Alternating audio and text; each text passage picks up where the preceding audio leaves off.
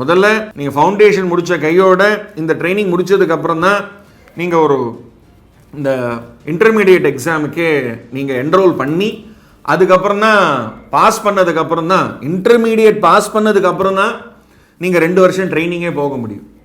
இந்த படியை கொஞ்சம் சிம்பிளாக சொல்கிறேன். 10th முடித்த கையோட சிஏவை ரெஜிஸ்டர் பண்ணிவிடுங்க. சிஏ ஃபவுண்டேஷனுக்கு அதுக்கு மொத்த செலவு எவ்வளோ ஆகும்? 11,700 தான். 4 பேப்பருக்கு உண்டான மெட்டீரியலை வீட்டுக்கே அனுப்பிச்சுடுவாங்க. அது எல்லாமே ஆன்லைனில் பதிவு பண்ணாலே போதும். சரி, +1 +2 முடித்த கையோட, அதாவது பரீட்சை எழுதின உடனே நீங்கள் ஃபவுண்டேஷன் எக்ஸாமுக்கு அப்ளை பண்ணிடலாம். இந்த ஃபவுண்டேஷன் எக்ஸாமுக்கு ஒரு 1,500 ஃபீஸ் கட்டணும். அது எப்பப்போலாம் ஃபவுண்டேஷன் எக்ஸாம் நடக்கும்? ஜூன் மாதம், டிசம்பர் மாதம். இப்போ இந்த வருஷம் ஜூன் 2024